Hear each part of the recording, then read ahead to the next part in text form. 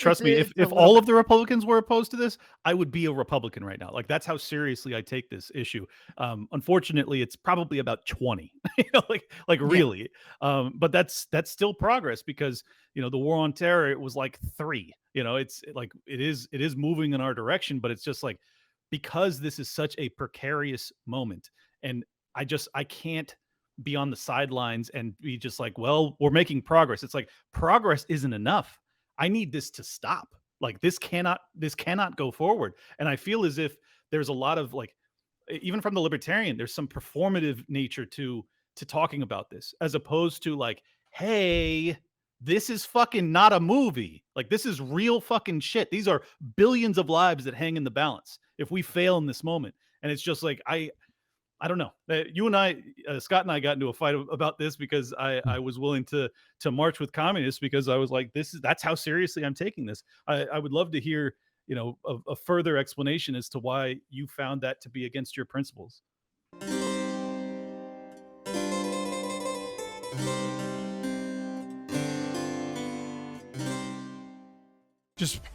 Here we go. Right on time.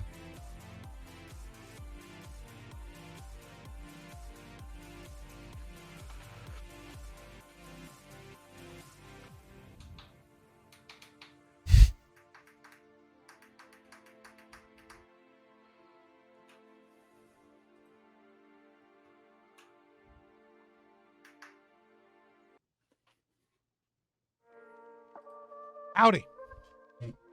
Huh? Hey, just so you know, as a Twitch streamer, I'm like basically always live. Okay. No worries. I'm just saying it's like different. Sometimes YouTubers like pre-record and then they like, just letting everybody know that, any banter is, going to be live. All right. I'll save the N-words for when we're live. Got you. Yeah. We'll just save it for when we're both on Rumble. What's up, Keith? How you doing? I'm doing fine, brother. Thank you for having me. Good, man. Hey, good. Keith. I haven't met you in person. Nice to meet you. Have not met you. That's Scott. usually a two-way thing. Pleasure to meet you, sir.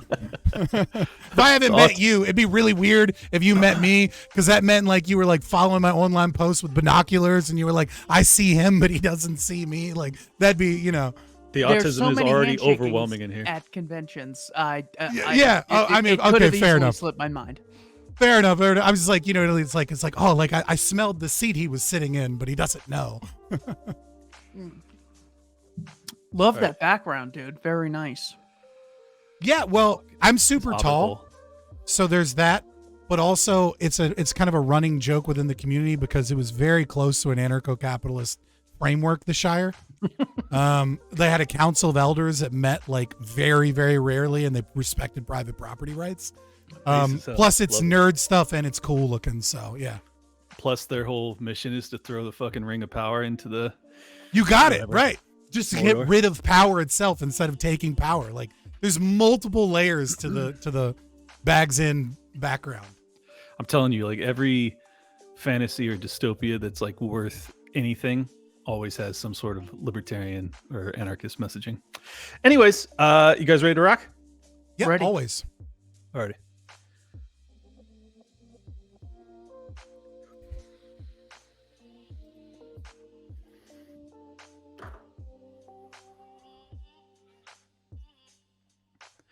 Welcome, everybody, to another episode of Liberty Lockdown. Today, I am joined by Keith Knight of the Don't Tread on Anyone podcast, as well as Scott from Fabian Liberty. He's over on Twitch. Thank you guys so much for joining me. I appreciate you having me, Clint. Thanks. Yeah, absolutely. I appreciate you having me as well. All right, let's get us some fucking red meat to feast on. First up, we have Anthony Fauci caught red-handed. He's been caught red-handed for over a year as far as anyone who's actually been doing this research, but now it's making the mainstream. Let's watch a little bit of it. Lab leak is a theory with no evidence whatsoever. There is zero evidence that this virus came out of a lab in China. I've heard these conspiracy theories, and like all conspiracy theories, dude, they're just conspiracy theories. Dr. Anthony Fauci said today in an interview with National Geographic, quote, everything about the stepwise evolution over time strongly indicates that this virus evolved in nature and then jumped species. There was a study recently that we can make available to you where a group of highly qualified evolutionary virologists looked at the sequences there and the sequences in bats as they evolve. Who were those highly qualified scientists? Fauci, you fuck. It was actually Jeremy Farrar, who is now, because he lied through his goddamn teeth, is now the head scientist of the WHO. The WHO, I might add, who put Peter Daszak of goddamn EcoHealth in charge of the investigation into the Wuhan Institute of Virology. This is a massive motherfucking cover-up, and I am sick of beating around the bush and pretending as if we're the fucking crazy people. Sorry, I should stop sharing that. Am I wrong about any of this? Not wrong at all. It is incredible how everyone in government is constantly failing upwards. Government's here to keep us safe. They don't keep us safe on Pearl Harbor, and they get tons of more money and power. They don't keep us safe on 9/11. They get tons of more money and power. ATF murders a bunch of innocent churchgoers, and their funding increases. If the streets are safe, well, we got to give the government more money as a thank you. And if there's dangerous crime, well, obviously we need a bigger government. This is what we're always getting with the state in every aspect of society when they don't have this freedom to disassociate with them. It's unbelievable. I can't imagine Fauci would ever go to jail for something like that. Now, if you ever get caught selling goods without a license, obviously you'll be put in prison. The cops will shoot you if you resist. But Fauci, of course, is going to be the prince of Jimmy Fallon's show. Stephen Colbert will always still talk about him. The state always fails up. That's why we need libertarianism now more than ever. And it's amazing because originally when COVID started coming around, people say, look, I like the ideas of like libertarianism and doing things voluntarily, but this is a clear-cut case of where we need the state to step in. And even in this, they screwed up. Even in a war against Al-Qaeda, it's like, okay, well, they took on, the Soviet Union and Afghanistan. Obviously, they're going to beat Al-Qaeda. And in 20 years, the Taliban took over after 11 days. In the most basic things, the state still lies, they still steal, and they always make things worse. Well, I'll bring in... if I could... Hold on 10 seconds. Yeah, I just, okay. because he brought up the war on terror, this is so reminiscent, having yet another political figure that's caught red-handed lying through his teeth and then paying no price. Here, listen to real quick. He now is trying through his illicit procurement network to acquire the equipment he needs to be able to enrich uranium. Aluminum tubes. Specifically aluminum tubes. There's a story in the New York Times this morning. This is, and I want to attribute to the Times. I don't want to talk about, obviously, specific intelligence sources, but it's now public that, in fact, he has been seeking to acquire, and we have been able to intercept and prevent him from acquiring through this particular channel, the kinds of tubes that are necessary to build a centrifuge. Yeah, you get the point. Look, I'll let you talk. Just give me 2 seconds to basically conclude my point. In 2002, Dick Cheney cited, by the way, this is kind of cool. He's fucking got an incredible Substack. He's been putting together all these videos for me. In 2002, Dick Cheney cited a New York Times article planted by his administration to push the Iraq WMD lie. Tell me that isn't extraordinarily similar to how this what I believe is a massive psychological operation came to pass. But I know you had other things to say, Scott, so you don't have to respond to that if you don't. Well, no, it's actually kind of apropos of what I was going to say, which is that like one of the things that I like to kind of like zoom out on these issues, right? And what really impresses me is how high time preference can be so addictive in our culture as we begin to worship the state. And so it's like, I've seen so many people talking about like now people are willing to turn on Anthony Fauci. It's like in 2008, he was taking black orphans and pumping them full of AZT and murdering them, right? Like not leishmaniasis on puppies. I know that's supposed to be like really bad, but like murdering black kids because they didn't have parents, right? We have completely forgotten what he did during the AIDS epidemic as well. And what it makes me think of is people are going to forgive this. People are going to let it go. Libertarians won't, right? But a lot of people are going to just brush this over, let him go retire somewhere. Some new face, some new entity, some new non-name will replace him, and the machine will keep churning on. And I really do think it really boils down to that kind of that relationship between statism and the state itself, and the way that the state says, well, I'll give you Social Security so you don't have to think about your family. you don't have to think about your planning. I'll give you, Medicare and Medicaid so that you don't have to think about appropriate insurance plans. I'll take care of things with wealth redistribution so you don't have to worry about inflation or investments or owning physical, tangible assets. And so, like, when I zoom out, I kind of see a psychological effect of that, I'll take care of that student loan, and just another layer to what you're describing. But I didn't mean to cut you off. No, but it's just what I mean to say by that. Like, when I look at this situation, is like how short our memories have become, and it's not just the psychology of, like, ADHD and cell phones and things like that. But I really do think that one of the biggest problems that we have that kind of rears its head here is that we'll be enraged by these actions, and everyone else will move on to the next story. And it's because the government's taking care of everything. And if I just vote harder, we'll get the next guy in. Meanwhile, Republicans don't realize that they've been losing for 110 years since the Federal Reserve was established in 1913. They don't get it, that they haven't won anything. You've lost for a century. Yeah. Well, I would argue they've been losing since 1860s, but regardless, that's a weird reference point, Clint. Like, be careful with that one. I'm going to say it. I don't care. Secession should be allowed. Even if you're doing really evil shit like slavery, it should still be allowed. Well, no. Clint, remember, secession is evil domestically, but we need to risk World War III so Ukraine can secede from Russia and Taiwan can secede from China. I don't care how many people die. That secession is necessary, but anyone in Florida trying to secede is an evil white supremacist. I know. Not the Azov Battalion. Those are good guys. You're the bad guy, Clint. It's really astonishing how they can make an argument on catalyzing and risking nuclear holocaust to defend a secessionary plot of land. It's fascinating.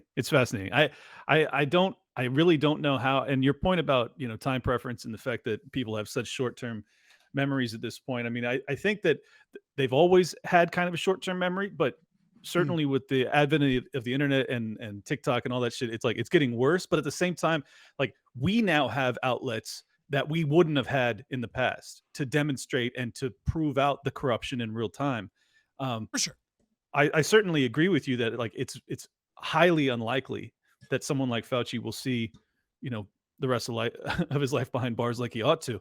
But I'm not at all certain that we will actually just move on. Like, I think that this is one of the rare times where the abuse has gotten to be so extreme and so deep.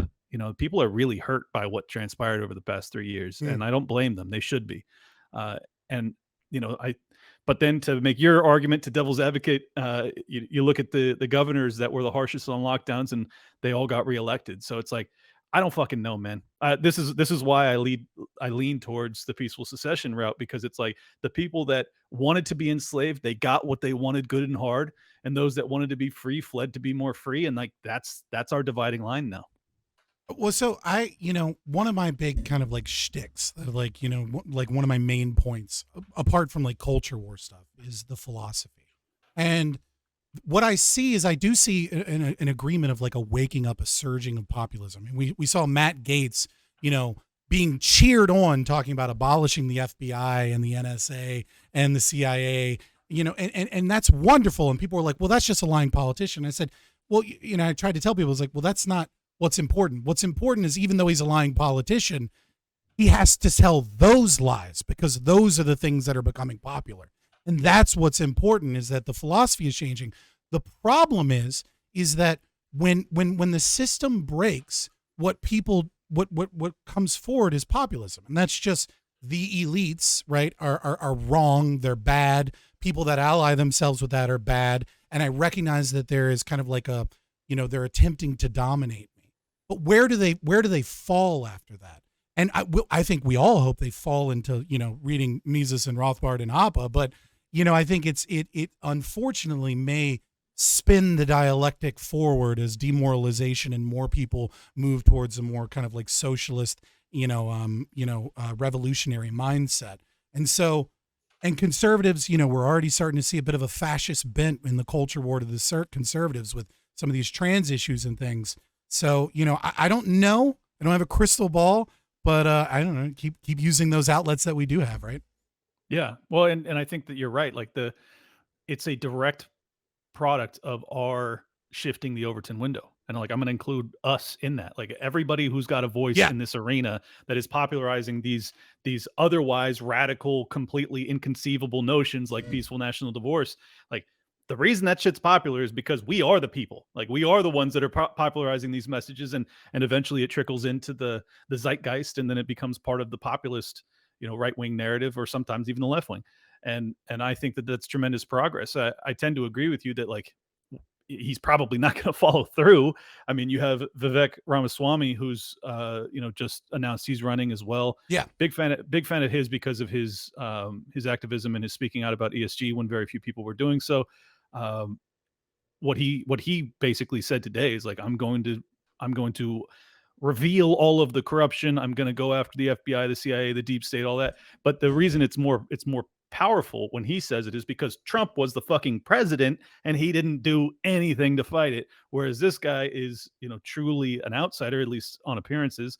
And now he's kind of mirroring the better aspects of Trump. I don't know if I didn't even really intend to get into a conversation about this, but do you guys think that this guy's a real player? I don't know that he'll be able to win. It's my opinion. Keith Knight, you're probably a little bit better on policy than me, so I mean, go ahead. Yeah, I think as far as being able to judge someone by what they really get passionate about, and you see he is passionate about things like ESG, he is passionate about explicit racism, which is sometimes called affirmative action. So his ability to really sympathize with people who have had to bear the cost of a lot of this nonsense, I think that he is totally genuine. The problem is that there is such a big incentive for outsiders, or the deep state rather, to get their claws in. I mean, as good as a guy as, someone like John F. Kennedy is, or someone like Dennis Kucinich or Ron Paul, with as big of a microphone as those people have, it's still so costly for them to get into this machine that's been perfected for however long, for them to step in and start calling the shots. It seems extraordinarily unlikely, but I think he's a great voice as far as I judge people by, are they a net benefit or a net cost to the truth and freedom movement? And I do really like him a lot. So- I saw him on Real Time with Bill Maher. I thought he had a lot of good stuff to say. So I think there's a parallel here to what I believe the LP should be doing more of, right? Which is this kingmaker status idea. And I think one of the problems we have often is we're so obsessed with like winning a winner take all election, right? And every time you talk to someone like Joe Jorgensen or whoever's running for the LP at the time, it's like, do you think you can win? Well, of course I can win, blah, blah, blah, blah. I'm running because I think I can win. And it's like everyone is sitting there like, no, you're not. Like, we all know you're not going to win, right? Like, that's not what this is about. And so, I look at like the Arizona race, right, with Mark Victors and Blake Masters, and I actually like that. I would have gone a step further, but I think it's something that Vivek should probably look at as well. We have to get into this position where if we're passionate about certain things, let Vivek run, let him do his thing. And when the machine ultimately churns him up, he should go to somebody that looks like they're going to win. And he should say, look, I'll endorse you, but I want a public statement about ESG that is strong, specific, and explicit, so that we can call you a fucking liar when you don't do these things. And then I'll give you my 2%, my 6%, my 8%. And I think that's something the LP needs to be doing too, because it really is a war for ideas, a philosophical war. And if we can push and force people into positions where they're kind of backed into a corner where they've committed themselves to a policy or an idea, then we can call them liars and be like, see, these people were bullshitting you the whole time, and really kind of play that long game. No, I think that's totally true. And let me just tell you, because I was somewhat involved in the Blake Masters, Mark Victor thing with Dave. What the reason that the LP is incapable of taking on kingmaker role, or the status of it, is that the people within the LP find it to be appalling.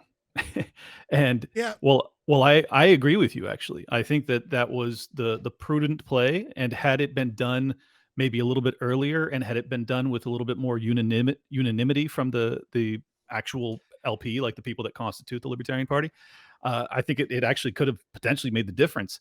assuming that election was on the up and up, which I'm not at all sure it was. So I think it's an interesting idea, but like in reality, I don't know how you make it happen with people who are so appalled at the mere concept of taking the lesser of two evils. I mean, and in fairness, like I sympathize with what they're saying. You know, the whole reason that we're libertarians, the whole reason that we vote libertarian when we know we're not going to win is because we're principled people. But at the same time, it's like when things get to be so dire, is it worth, you know, taking a guy who's like 80% us over a guy who's 0% us? I say yes, but they say no. So I don't know how you get past that. Any ideas on that, Keith?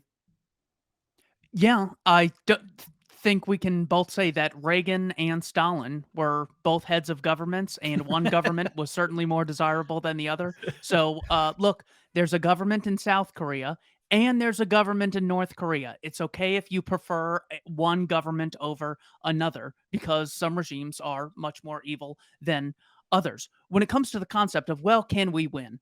The thing is that when Republicans win the House, the Senate, they have the Supreme Court, they have the presidency, they're still not happy. They're always saying, well, the media wouldn't let me do this. Donald Trump was asked, why didn't you fire Fauci? He said, well, the left would have gone crazy. Why didn't you pardon Julian Assange? Well, there's a lot to look in there.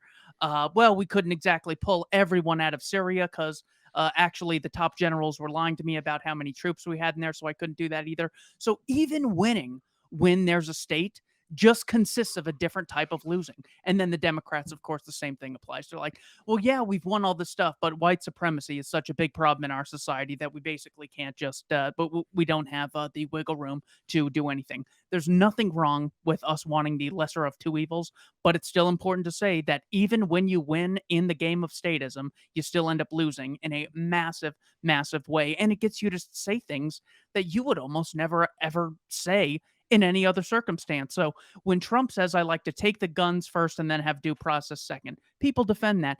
Donald Trump was asked about Ghislaine Maxwell, and he said, well, you know, I don't know too much about the case. I knew her in Palm Beach, but I wish her well. Now you could say, well, he didn't know, you know, what was going on because he's the president and he's busy. He still has yet to retract this statement. He could have retracted it the next day. So this is what winning looks like when there's a state. As Bastiat told us, it's simply the method by which people seek to live always at the expense of everyone else, and everyone else is doing that. It doesn't have the market economy win-win built-in mechanism that libertarians advocate, which is why we got to privatize everything and tell people it's even in their interest to do this. It's not like they're just doing us a favor. So if I could maybe couch this a little bit differently, right? I think maybe we have some slight disagreement, but we're mostly of the same vein. You know, peep the name Fabian Liberty. You know, I believe in a Fabian strategy. It's not the lesser of two evils, I don't think, right? I think that's an improper way of framing it, because then you're forcing people to be in the position of it's okay to accept evil, and lesser evil doesn't make sense with natural law philosophy. Even the phrase lesser evil is anti-libertarian to even utter that, because there's no such thing as lesser evil. It's a deontological prescription from an ethical framework, descriptively, right? It either is evil, it's either good or bad. And so the real thing I would say is it is a form of defensive violence, like when someone breaks into your home. And so the question is, do you have a reasonable belief, because we're not worried about second and third order consequences, do you have a reasonable belief that your vote is going towards someone that is going to reduce the power and size of the state, right? And that this is a model of reducing that violence towards you. It's not about your culture war issue. It's not about, anything. So, for example, I live in Virginia, right? That's not a secret. I'm not doxing myself. People know. I live in Virginia. Now, do I like Glenn Youngkin? No, I don't fucking like Glenn Youngkin. Did I vote for him? Yeah, I did. Why did I vote for Glenn Youngkin? As a libertarian, as an anarchist, right? People get so mad at me. Well, he campaigned on two things. He campaigned on culture war issues that I was kind of okay with, but didn't think he'd get anything done. I was right. And the second thing he campaigned on was abolishing grocery store food tax, so that people that were hit hard by inflation could go to the grocery store and they wouldn't be taxed on their eggs and their milk and their basic ass groceries. He was very serious about it, and he did it. Now, Am I overall happy that a Republican is governor versus a Democrat is governor? No, but I understand that there's already a gun to my head, and I voted for the guy that was going to reduce the size and scope of the state so that philosophically we can move that needle in the correct position. I'm sure Good many of my metric. audience aren't familiar with the Fabian School. If you could just give them the backdrop to your name. So Fabius Maximus was the first general in Rome that defeated Hannibal. He recognized that he couldn't beat Hannibal, so instead of fighting him toe to toe, he did guerrilla warfare and destroyed all of the farmland, thus cutting Hannibal his supply lines because they had to go through the Alps and he had to retreat. And then later, British socialists created the Fabian Society, which was no shit, their coat of arms and their slogan was a wolf in sheep's clothing, because they knew that more welfare, more socialized state power, or, you know, lack of denazification, if you want to look at it that way, would eventually make socialism and communism more popular. And it is our belief that the exact opposite is true, is that more open markets, more libertarianism, less taxes will make people feel like, we got rid of some taxes and the world didn't burn and the roads aren't in disarray. In fact, things are doing better. And more of that hopefully pushes that idea and opens normies up to our philosophy. Well, thanks for explaining. I know I have, you know, many non-libertarians that are in our in our audience right now, so it's important that they understand. I actually didn't know that part about the coat of arms with the the actual wolf. Look it up. It's a literal black wolf with a white sheep hanging over it. And these people are still part of Labor Party today, by the way. Well, and this actually ties in nicely to a tweet that I made this morning or late last night that is going mini viral. Just saying that I've never met a based lefty or a left libertarian or anybody really of the left that truly deeply understands central banking. And I find it to be kind of like the skeleton key to unlocking, their minds to the concept of actually freeing the market and actually diminishing state power. Why is it that, there's some obvious answers like public schooling and the fact that they want this knowledge to be as little discussed as possible. But is there any other reason that people are so disinterested when it comes to probably in my opinion, the underpinning to the most corruption and rot that exists within our system, which is the central bank itself? Either of you? Yeah, it's definitely one of those things that is so damning that it's so there's no psychological. Have I been advocating the exact opposite of everything that I've wanted? Because they say things like, monopolies are really bad, and Amazon, Walmart, big companies, they can do a lot of bad things. Also, the Federal Reserve should have a monopoly on the country's currency. That is such a stark contrast in things that should exist. Another blatant one is, well, it's really bad if you need a license to vote, because if you need a license, then the poor and the downtrodden will be excluded. Also, if you ever want to open a business or get a job, you should have to have 30 licenses. We need tons of regulation. This is an election where you get a 1 in 10 million vote, and the votes are allegedly counted. And your vote in and of itself doesn't change. But whether or not you get to work the job you want to, that has a much bigger effect on representing your preferences, a hell of a lot more than a representative in a politician. So it's because the contrast is so stark that they're so willing to say, oh, no, that's not me. It's very classic. You see it a lot with parents who have kids that are addicted to drugs. The most obvious piece of evidence, the parents will be like, oh, no, that's nothing I have to worry about. My kid would never do that. I know my kid would never do that. Therefore, I don't even have to look into it. This can't be some terrible, evil thing that was done on Jekyll Island, or else I would have heard about it. The psychological cost of admitting that they were wrong about this is so dire. Even the minimum wage, it's like, okay, maybe I advocated some things that cause people to not get their foot in the door and not get a good job, and they're poorer off because of it. But I support welfare, so, that more or less cancels out. Okay, how about murdering children in Yemen, Syria, Vietnam, Iraq, and Afghanistan? Somalia. How about that? and Somalia and Mali and heaven knows where else Keep they're going. doing secret operations. Well, Laos, Cambodia, Dresden. There's so many examples. So in order for them to really come to the reality of what they've advocated, the cost is so psychologically high that they almost just never address it. So the variability to avoid these things is does just as much as schools not talking about them, because it would create such an insecurity in the mind, especially of the I'm pro facts, I'm pro science crowd, to realize that they've been hoodwinked to this extent is just psychologically brutal.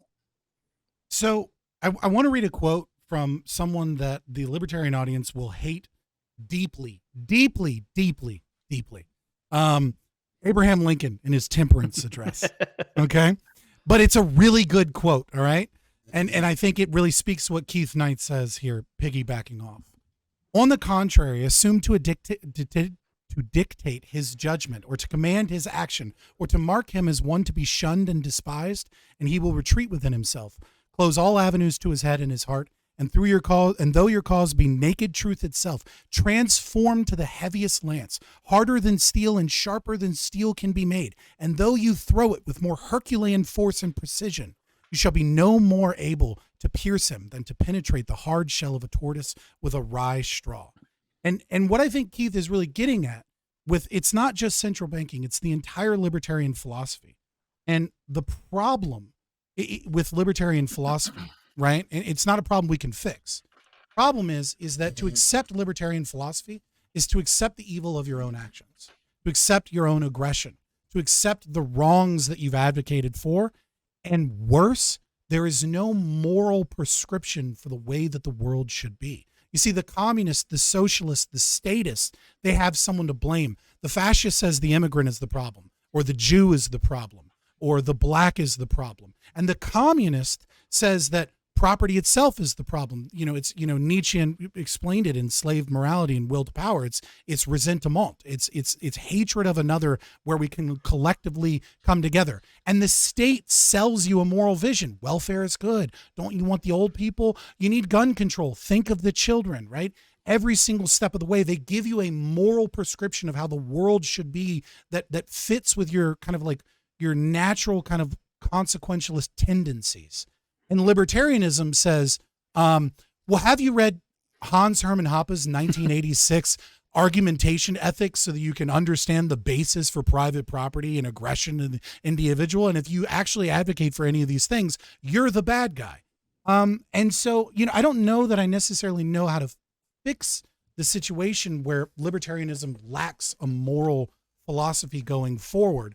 But it is what causes that, I think. It is what causes people to recoil from the answers that we have. And honestly, there's only two that I see that are congruent with libertarian philosophy as it speaks.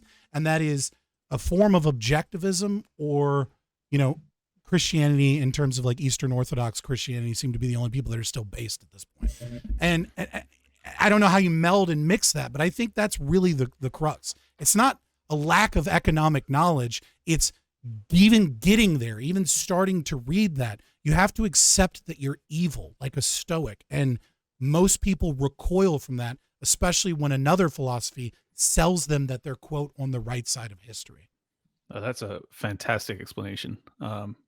Yeah, I think that, I don't know if it's like, because I wasn't raised Christian. I wasn't raised religious. Ooh, Jesus. I wasn't raised religious at all. But I did find meditation and Buddhism and mindfulness in my 20s and carried that forward to today. That, I was just kind of like, maybe it was just parenting that always had me willing to reflect on my own good and bad deeds and to, really tussle with that, like to actually deal with like, oh, wow, like I've done some really bad things, to people I cared about. And, I just feel as if like that's just part of being an adult, and part of being a good person is that all of us, fall off the path that we'd like to be on from time to time, and accepting and acknowledging that shouldn't be so challenging that it's like this is a prerequisite that the vast majority of people can't meet to even begin down the path of considering a libertarian worldview. I think it kind of goes to a deeper problem. I'll be super quick. But Name a libertarian who hasn't been through a crucible where they had to look inward and correct them fucking selves. And I'll show you someone in 2 to 3 years that is a post-lib, a monarchist, a socialist that goes, I actually used to be a libertarian. It never fucking fails that you actually have to like do a lot of like, I guess from a Jungian perspective, shadow work before you can like come to terms with it and actually adopt this philosophy. And I don't know the answer to that. I'm just, you know, as libertarianism should do, I'm just describing. I'm not prescribing. I don't fucking know. So a couple lessons from the Jimmy Dore show that my friend Connor Freeman and I attended last night. The audience was so cool, like people lining up 2 hours beforehand, everyone friendly, everyone talking. Jimmy did like a 90-minute set, and then he's reaching towards the end, and he goes, all right, any questions? And I didn't know what to say, so I just raised my hand, and I said, oh my God, what am I going to ask? And then he calls on me, just because we're like front and center. And he goes, yeah, well, what's your question? And I said, would you support decriminalizing all economic activity between consenting adults? Now, the importance of taking this approach is you're not saying, hey, leftist progressive, take everything you believe, throw it out, and replace it with libertarianism. The concept of, you know, consenting actions between adults is the central point of the gay marriage argument that those progressives had been making for like 20 years when advocating for things like marriage, homosexual marriage, or anything like that. So simply giving it to them on different terms that they're not too familiar with. The crowd went silent. Jimmy thought about it and goes, oh, you're just asking probably about prostitution, aren't you? And then the crowd laughs and they all thought it was funny. But he goes, yeah, sure, I would support that. Now, he didn't realize that that gives up all of progressivism. The entire state is based on involuntary actions. So by him accepting this premise, something that he heard for the first time delivered in this way, he, of course, saw the light. When it's not surrounded by propaganda, libertarianism makes a lot of sense. I also worked for the Coctopus for about 4.5 years. And the best thing I learned while working with those people is you can differentiate things based on the concept of civilized behavior versus barbaric behavior. And that is the frame through which they generally see things. Are these people, you know, the civilized Israelis, or are they the primitive Palestinians who just blow stuff up and it's not really classy and all that other stuff? So when you ask them, the central difference in your philosophy and the people you oppose, civilization versus barbarism, which sounds more civilized? I don't get a penny out of your pocket or a second of your time unless you voluntarily give it to me, or I get to take your stuff whenever, and my employees get to kill you if you try not chipping in to my brilliant schemes. Well, by their own metric, the most barbaric thing is theft, which the state necessarily lives on. So simply by taking things people already believe in and finding the implications as to where those good ideas go and how the state is always counter to something like that, I think that is the best thing we can do to wake people up to the reality of the situation. It's certainly a good entry, but the issue is that the majority of our opposition, be it left or right, are not interested in consistency when it comes to like the points that you're making about you know, allowing adults to exchange goods and how that kind of undermines the entire progressive worldview. He's not going to see it that way, because he's going to fire back once you start to say, well, shouldn't we be getting rid of, you know, age limits on employment or minimum wage? He's going to say, no, that's actually, the coercion is coming from the corporations, because that's how they perceive, that's their worldview. So I'm not sure you can actually crack through that. I wanted, oh, go ahead. I think I have a way of cracking through this that I use sometimes with leftists. And you can steal this argument if you want, because you're right. Most leftists are particularists, right? They're not really utilitarian consequentialists, right? Like everything is particular to the circumstances based off of their own subjective preferences at the time, and they don't understand establishing moral norms. So what I like to do is I like to give them a thought experiment, and you can use a different version of this. But what I say is, okay, imagine tomorrow there's a blue wave, and in that blue wave, it's headed by the perfect president, and in your view, and he's going to abolish private insurance. He's going to get rid of all private insurance in the United States of America. And what he's going to do is he's going to establish like Medicare and Medicaid for all, right? And just like all the other countries have it. But imagine that the right panics and they freak out about this, and they go back home and they start planning. And, the evil moms for liberty and Michael Knowles all get together. And what ends up happening is a red wave comes next election, right? And in that red wave, do they reinstitute private insurance? Well, when's the last time the government gained power and the Republicans gave it back to people? Well, that's not what's going to happen. Imagine if instead, federally, they made it illegal for hormone replacement therapy to exist in the United States. So my question to you is, when you voted for that Democrat, when you voted for Medicare for all, why is it that you wanted to further the trans genocide?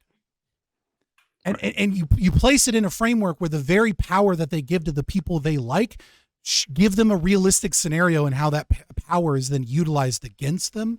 And I think it kind of opens that up a little bit. And just ask them things that already exist. Be like, healthcare for all. That's what government running healthcare is going to give us. Government runs education. Is everyone educated? Government runs the police and military. Are we always kept safe? Government runs the justice system. Is there universal justice that's totally free? So once you crack through the falsehood that just by giving the state a monopoly, everyone then gets everything in an indiscriminatory manner, is beyond ridiculous. And they say it all the time. They go, well, we don't invest enough in education, and we don't invest enough in, social workers to stop all the violence and stuff. The prescriptions that they already have are already being used. They always act like these are totally new ideas, and they've been around since Franklin Roosevelt. I agree. I'll be super quick. That works for the pragmatic. That's not going to work for the ideologically captured. You have to go after their sacred cows. But I do agree that the pragmatic left would be susceptible to that. I'm going to be even more black-pilled than both of you. If you look at the left when it comes to the FBI in the 1960s and 70s, after they assassinated many of their civil rights heroes, they were extraordinarily opposed to the FBI and understood its corruption deeply. Then fast forward 40 years, a little bit more, and now you have the vast majority on the left just completely fine with however corrupt the FBI is, just because Biden's in power, even though inevitably the tide will shift back and some right winger will be in power. And it's just like, it seems as if we've gotten to a stage where people, this is like the time preference thing you were talking about, is that, as long as my guy is the one that's wielding this incredibly, broad sword, I don't care. I just don't care. They're just like, I want the FBI to be as vicious as possible towards the right wing because they're fucking fascists and racists and da da da da. And and kind of same with the right. I don't think that once they take power that they're actually going to defang or certainly not dismantle the FBI, because they're going to use it against their political opponents. And sorry if I'm coming across hopeless, but I am a little bit when it comes to, there actually being a real populist uprising that forces the political establishment to do as we demand and to get rid of this incredibly, incredibly corrupt organization who has been corrupt since its inception, but in my opinion has gotten even more overtly so. But so what you're describing the 50 years ago, right? I think what's important to recognize, I'm like a broken record talking about the philosophy of this, but what you're talking about is, where is the cultural discussion in terms of the dialectic, right? 50 years ago, those institutions weren't captured in terms of that dialectic process. Now we have ESG. Now we have, middle management and right. And bureaucracy that has been educated by the leftist academics that, instantiated themselves in the 60s. So the thing is that you have to use an understanding of power, specifically when talking to the left. This is obviously different for the right. But when talking to the left, you have to recognize that ideological subversion and look at that philosophically, and then recognize that you need to explain the way that the power is utilized and affected in terms of their values. Because I think ultimately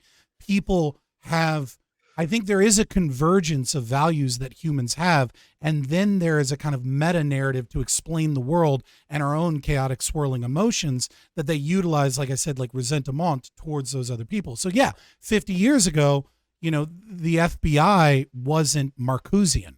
It wasn't full of, you had multiple whistleblowers on yours, right? And the ideology is firmly planted within the FBI, but it's not the intelligentsia, right? It's not the kind of true revolutionaries. It's Marcusian.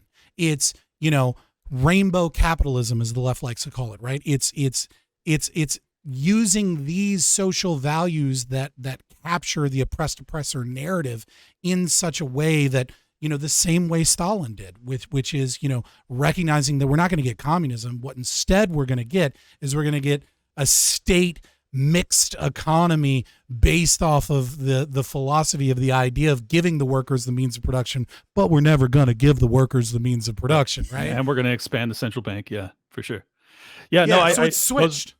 Those are all great points. I think that, what I've had success with, because I've kind of become a guy that travels around and explains ESG to a lot of people of different political walks of life, is that, when I'm speaking to the left, I usually have some amount of success explaining to them that, like, ESG amounts to window dressing on the racism that's in the establishment that you rail against 24/7, that actually doesn't remedy the things that you think that it's helping with. And I think that if you can actually undermine the alleged cure and demonstrate that it's in fact more poison, I think that's one thing that you can actually get to them with. And I think that can be used similarly with the FBI. Sorry, Keith, I'll let you hop in, man. I was just going to say, sometimes blackpilling does work in the opposite direction, where we're so used to being depressed about all the evil nonsense. When you explain to them, all right, how hard is it for you to convince people to vote for, this or that president? How difficult is it going to be in leftistville when you have to educate everyone on agriculture subsidies, the environment, occupational safety and health administration, foreign policy history, minimum wage, all of the regulatory regimes that exist, central banking? You yourself don't even understand any of these, and you're going to educate all of the masses on how they're going to vote through the state in order to usher in this progressive worldview. Once they realize the futility of what they're actually trying to do, because that's the very nature of the thing. It's impossible, so they advocate it. This way they can always advocate it. That's why Barack Obama, like one of the most powerful people on the planet, can say with a straight face, we need to worry about equality. Because under any system, there's always going to be some sort of inequality, whether it's Chairman Mao or President Xi or Joe Biden. Inequality is always going to exist. So because it always exists, it's always going to be the platform for them to jump off of. Once they realize that all of the shortcomings that they're terrified of existing in the voluntary sector exist many times over in every single thing they advocate, much more so because we can't opt out of funding them when they do a terrible job. So anytime the left is saying, well, people just need to get more involved, well, we need more funding for education. Look at how stupid all the celebrities are, and they have more education funding and access than probably anyone ever. The people have access to cell phones with internet, and they're still totally stupid with regard to vitally important things. And the reason is, it's not some shocking thing. It's rational ignorance. The cost of getting informed on the First World War is extraordinarily high, and the likelihood that your vote is going to change the result of an election because you've studied foreign policy is like 1 in 10 million. Like we said, heaven knows if these votes were even counted. So making them blackpilled about the futility of the philosophy they advocate is also something very promising, I think. Well, I think that's an interesting point. Let me pivot into the Ukraine-Russia war, because I think that the point that you're making about that, about the the high threshold for intellectual pain to kind of realize that you've been led astray. This is one of the instances where, like, someone's own self-survival instinct, I would think, would kick in. That would be a higher draw to them than their own, ego or reputational, or like just the grooves that have been permanently laid in their brains, that they would say, oh, fuck, like this is actually potentially going to result in millions, if not billions of people dying. Maybe I shouldn't just be stamping my name to the blank check to Ukraine, not to mention all the weaponry and everything else. But that's not happening. And it's not happening, I think, because largely people are still in this mindset of like, I have to appear to be doing the right thing, TM. Like I am with it. I posted the right thing on Instagram. I'm doing all the right things. As long as my in-group still accepts me, then I don't give a fuck if I'm saying things that I don't actually believe in, even if it means that, like, there's a potential for World War III. I don't know. If you can't break through to people when like there's a direct, real world chance of World War III and nuclear holocaust, and people are still just completely oblivious to it, how the fuck can you break through with those people? I just don't think it's possible. Well, we can look at it comparatively to how people are passionately supporting the NATO war through Ukraine, using Ukraine as a proxy, compared to how dedicated they were to Afghanistan and Iraq, and to a lesser degree, all of the other wars that are going on. But they were so married to those wars, and now we actually have like an entire party, the Republicans, who are actually talking about giving a lot less funding and participation. There's not this total Not blank an check. entire party, but yes, I take your point. Sorry. But there are major voices within Yes. this movement, the America Firsters, people like Marjorie Taylor Greene, um, and people like Matt Gaetz. They have pretty big microphones. Tucker Carlson, the biggest late night show that there is anti-funding Ukraine. He's not so good on China, but people, division of labor. We Yeah, got to I'll appreciate it take what I can get. where we have it. So I see a lot more skepticism toward this war than I have other ones, and the closest nuclear exchange in the 60s or even in the 80s. Thankfully, we still had some pretty wise people. The Soviets actually shot down an aircraft with Congressman Larry McDonald in 1983, and Reagan still didn't go to war. So we can use examples of their own history and their own favorite presidents to show them that restraint is actually beneficial in the long run, and the Soviet Empire still came crumbling down because they overexpanded, exactly what America's doing at this very point. So, yeah, it was not accurate for me to say the Republicans. I meant to say a whole fraction of a party, the America Firsters. Within No, there. hey, So- look, trust me, if it's a little all bit- of the Republicans were opposed to this, I would be a Republican right now. Like that's how seriously I take this issue. Unfortunately, it's probably about 20. Like really. But that's still progress because the war on terror, it was like 3. It's like it is moving in our direction, but it's just like because this is such a precarious moment, and I can't be on the sidelines and be just like, well, we're making progress. It's like progress isn't enough. I need this to stop. Like this cannot go forward. And I feel as if there's a lot of like, even from the Libertarian, there's some performative nature to talking about this, as opposed to like, hey, this is fucking not a movie. Like this is real fucking shit. These are billions of lives that hang in the balance if we fail in this moment. And it's just like I don't know. You and I, Scott and I, got into a fight about this because I was willing to march with communists because I was like, that's how seriously I'm taking this. I would love to hear a further explanation as to why you found that to be against your principles. So I would if we want to go there, Shaw Day, that would be my answer, right? I think when libertarians dilute themselves by working on single policy issues with people who we have the same policy, but the foundation behind those policies are radically different. What ends Some up of the people occurring, there fucking love Vladimir Putin. Like that's just Right. the truth. Yeah. right? Well, I mean, very few of the speakers engaged there were kind of pro Putin. No, but I know. mean, I'm saying there was some people in the audience. That's no, for sure. But I mean, to be fair, there's always going to be glowies, right? They're always going to fucking show up. No, it doesn't matter what it is. If you have an event that is against the narrative that the state wants to put forward, there will be federal agents and or people from a different political party that will pretend to be, the most exaggerated form of what your idea can be painted as, and they will show up with USSR flags and Russian imperial flags. Some of those people, though, were probably fucking invited. So I don't, and like I said, Shaw Day, right? Do you know the story of Shaw Day? I do not. So Shaw Day is the understudy to Proudhon, right? The first, the kind of the father of anarchism. You had the Proudhonians, and then you had those that were kind of working with Bakunin along with communists.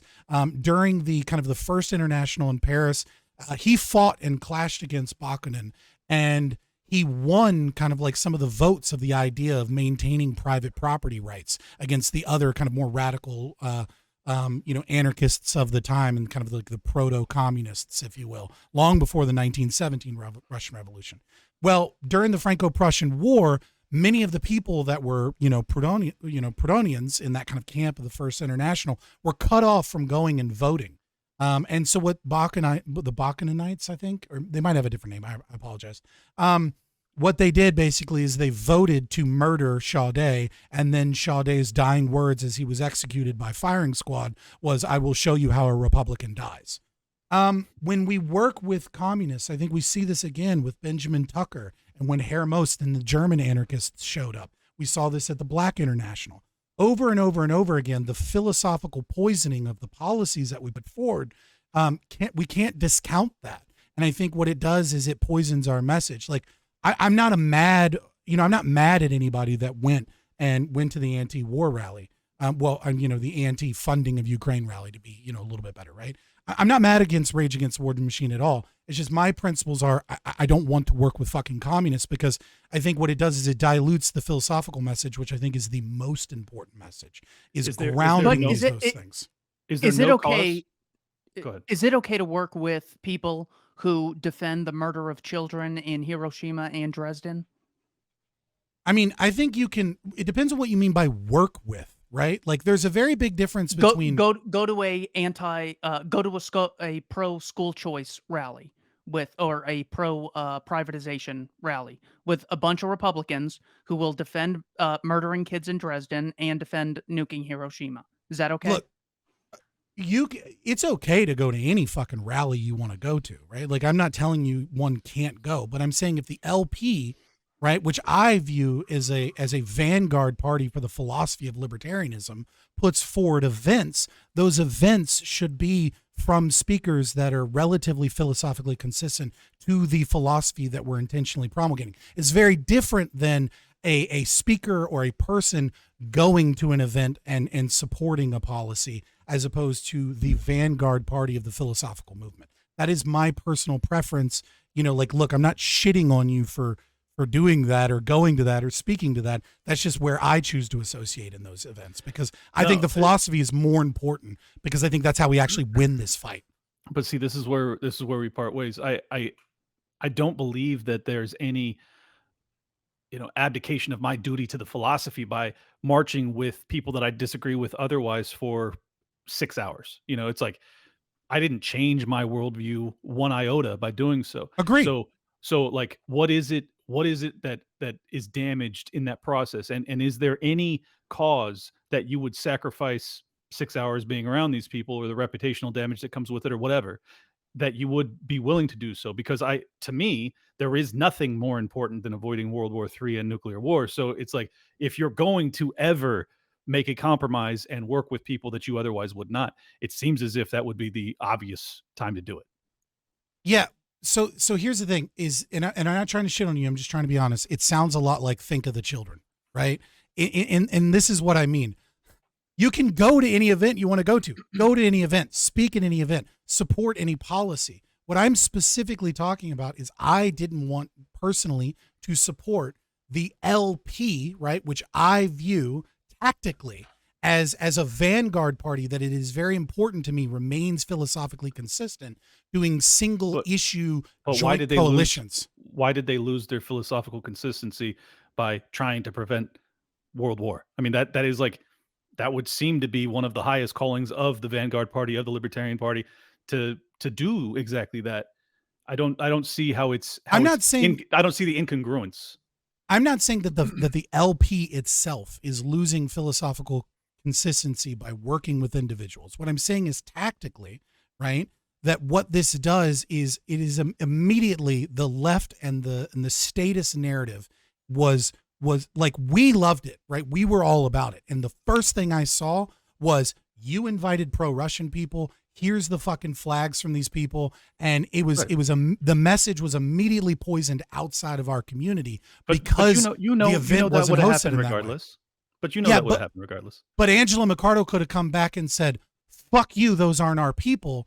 But instead, she has to come out and say, well, yeah, some people might have had those views, but they weren't like the LP's people. And it comes out soft, and it doesn't keep a strong core message where the philosophy can reach people. I'm not saying that she's losing philosophical grounding by choosing to work with people on a similar platform. I'm saying that strategically, there was something that is, I don't want to call a failure, because I do think it was good in a lot of ways, but there are failings.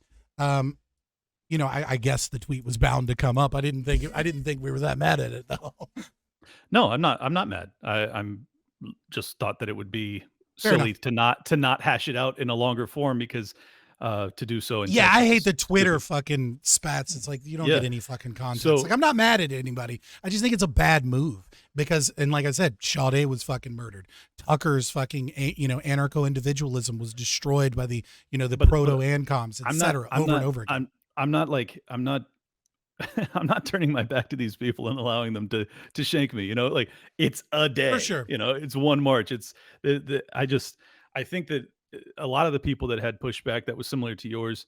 Um, I just don't. I just think it's a little bit fear-mongery almost, which is funny because, like, I would be accused of fear-mongering, Mm. like you just said, think of the children, that, like, we're so weak that we can't engage with these people and not be poison in some fashion, and I think that the other reason that it bothers me is, like, if we're ever to come together with people that aren't in our camp fully, it did like this is just something that I take so seriously. And you know, you could Mhm. say it's think of you of the children. I take it as like think of humanity. Like that's how seriously I'm taking this. I think that like we have a real chance of complete destruction of basically the world in the next 5 years because of this fucking stupid conflict by a bunch of corrupt pieces of garbage. And I just feel as if like if we had just stuck to purely libertarians and we would have been lucky to get 1,000 people there. Like that's just the truth.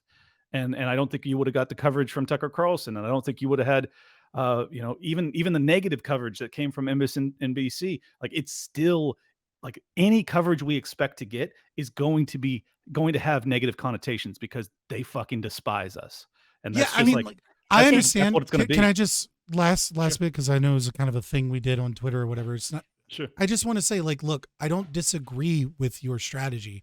I just think that mine's right. You know what I mean? Like I just, you know what I mean?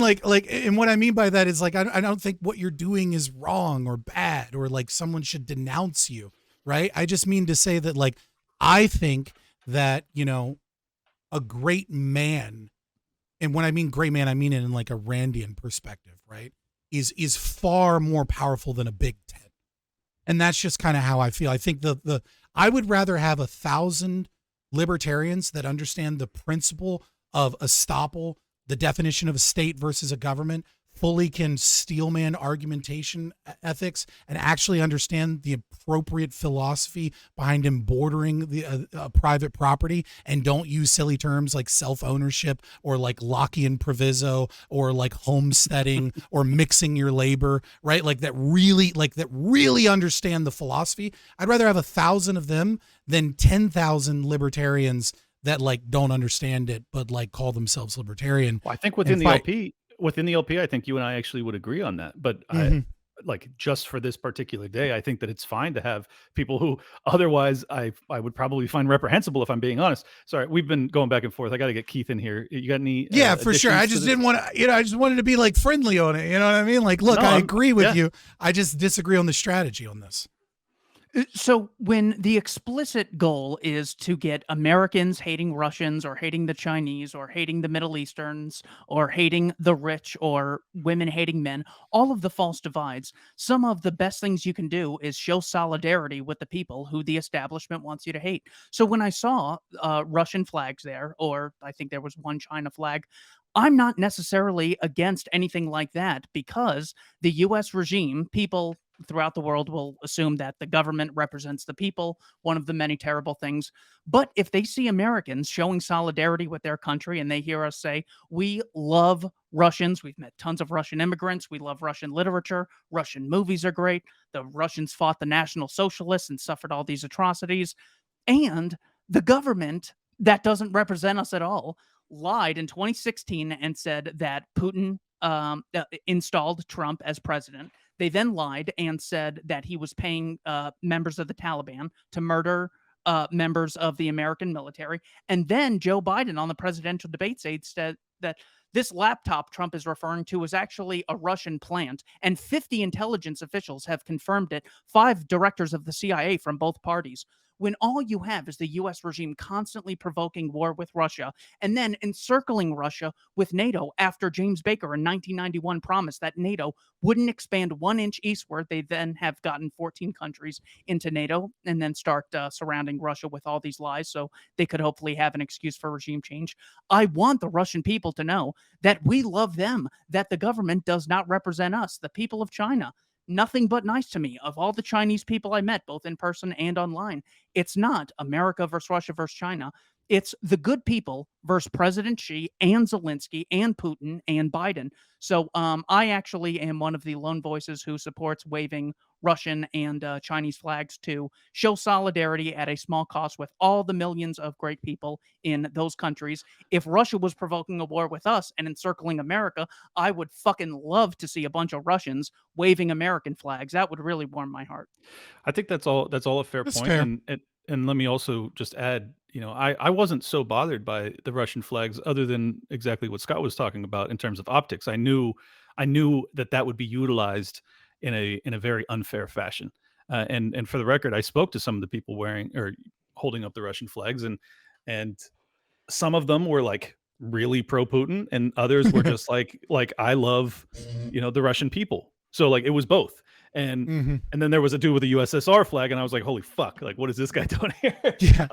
But I saw but one picture of a Russian imperial flag, but I'm like, are you wearing Yeah. khakis? Yeah, exactly. So I was like, I actually agree with the sentiment, and I wouldn't have any problem holding up a Russian flag. I think that the better visual representation of my belief system would have been the Ukrainian and the Russian flag held up in tandem, just letting you know like this is unity, or like the American, Russian, and Ukrainian flag, like some way of breaking through what would have inevitably came from the media and their coverage of it. It's just sad, man. Like I'd just be straight with you guys. Like it's sad that what I experienced on the ground was Mhm. beautiful. Like it just genuinely beautiful. And these are people that I fiercely disagree with, but many of them were there not because of love for communism or anything like that, but just simply because they are fiercely anti-war. And like I totally disagree with these people when it comes to economics, but I found a kinship and a mutual respect and appreciation for one another that existed just for that day. We can go back to being enemies tomorrow, and I don't think that that's really ever a bad thing. Like I think that breaking bread with your enemies is kind of a way to defuse and take more of a non-aggression type of lifestyle into the world. You talk about how libertarian is not about prescribing some sort of moral framework. Well, I think that like what I did on that day was the moral thing to do, was to have the highest cause paired with setting my differences aside with people that I might otherwise consider my enemies, and saying like there we can come together in this moment for something that's so beautiful. And I think that like the difference between the online interpretation of that day Mhm. and then what I experienced, it was just the fucking chasm was so wide. I was like, what is happening here? Have you I don't ever wanna been oh, go ahead. I don't want to belabor the point, right? But I want to make it clear that my critique was very much so about the LP as a vanguard party, and my issues with like working on those policies is something I tactically disagree with. Yeah. But also, I want to say like, more people should go to more protests, because I think it would open them up. Like I got started really like, I was a leftist for a very long time, and I was kind of dragged kicking and screaming into libertarianism. Funnily enough, it wasn't the economics that did it for me. Which is how That's a most first. people are. Yeah. Well, it was working in government and certain social issues, and I'm not going to get into the whole story. Yeah. I was in the army and stuff like that, and so but regardless, when you go to these protest events, there are a lot of beautiful moments, like in almost all of these. And what the media captures almost every single time is, you have cell phones now. So it's even better, where they are just looking for the fight to break out, right? Because, Right. If it bleeds, it leads. And so, every one of these, and I remember it was definitely something that I remember from Occupy. And I was very young during Occupy, I was a teenager, but nevertheless, I went to quite a few of them, and it was always you would go to this event and there would be a drum circle and you would like have conversations with people and there'd be some wacky hippies talking like crazy stuff, and then there would be like some dude that's like the goddamn Bilderberg, and you'd be like, all right, man, like what's up? That's my people. Right, yeah. And then you would, as bilateral commission, you'd be like, what the fuck is happening, right? And then you would go to the media and it would be like, protesters fight police over like something, and like, how dare they fight our good, brothers and it's be like, what the fuck? Were we at the same place? And I think that is kind of an unfortunate circumstance of the legacy media and the cathedral, the captured kind of thing that we have here.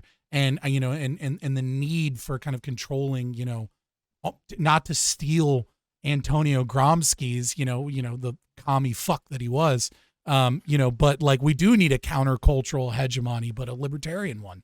And I think that shows like this do a great job of that. Well, thank you guys so much for the time. I'll just get out of here with this because of I actually didn't know that you had been in the Army. Can you make me feel any better? Am I overstating the risk here? Do you think that this is in fact not as dire as I believe it to be? Okay, so my personal opinion is not going to be from my experience giving vaccines and blood draws as a fucking medic in a clinic. Okay. I don't, I disagree with the possibility of World War III and the bombs. And the reason I disagree is it a possibility? Yes, it's always a possibility. But when I look at this situation, I'm not trying to accuse you of fear mongering or anything. I don't think that's what you're doing. I believe that you're passionate and you want to avoid nuclear war, which all should.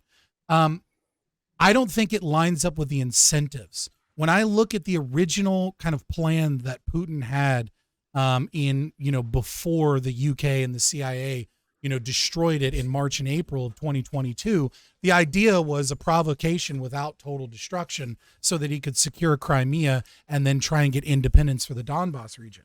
And so now that he's in this economic situation, it doesn't behoove most of the players, right, to blow each other up. What I think they want to do is they want to drag this on so that Russia wants it so that they can force their natural gas and bleed Europe and have them crawling and, increase their stockpiles and increase trade with China and things of that nature, and have this heroic fight, with the evil West. And I think the West wants to use this as long as possible to blame inflation, to blame, food production and all of these costs on this war, as opposed to, the fact that they're going after farmers in the Netherlands and the fact that they locked us down for 2 years. And so I don't think, if I try and crystal ball the future, I'm looking at the incentives, and I don't see the incentives as that anybody actually wants nuclear war. Well, I think the incentives is that they want more power, more excuses to ratchet this kind of pseudo proxy war conflict to constantly make you feel like, oh, well, you have to pay $14 for a half dozen eggs at the grocery store because right. Democracy. Yeah. Well, and I mean, for the record, we don't actually disagree on that. I think that their incentives don't lead towards nuclear war. The concern is that if one of the two parties is to prevail in a dominating fashion, a la World War I, and what came about after that, I think that there's a real possibility and certainly a higher possibility, even if it's small, than has ever existed in my life, or at least since I was an infant, that there could be a back against the wall type of tyrant that's about to fall, who does something crazy.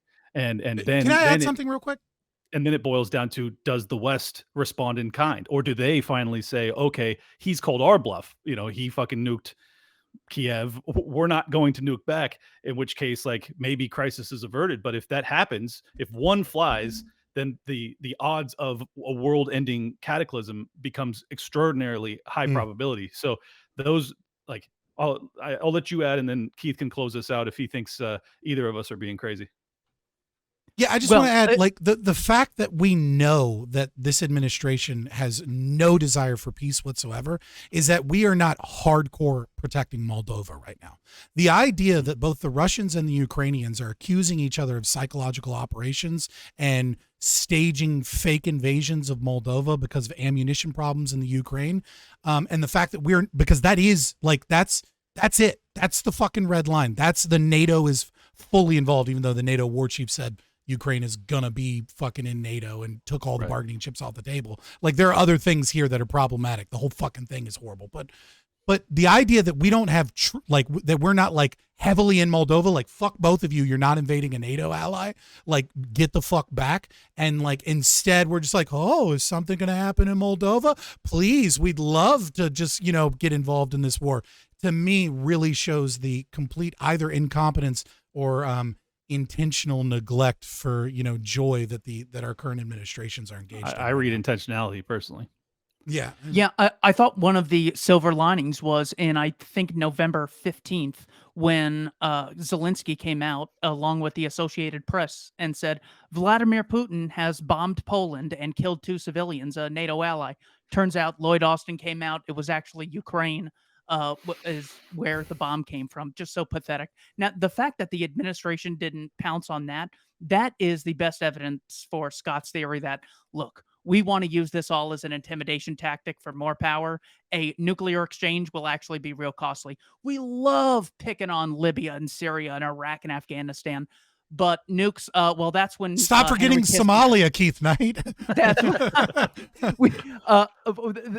when the Kissingers of the world are going to have to start bearing the cost when there's actually nuclear weapons on the table. But it's terrifying because under the guise of protecting Poland, Britain declared war against Germany in September of 1939, and the Poles paid a huge price of the war that came afterwards. Just as John J. Mearsheimer and Ron Paul said, we think we're helping Ukraine by installing this new democracy with Petro Poroshenko in 2014.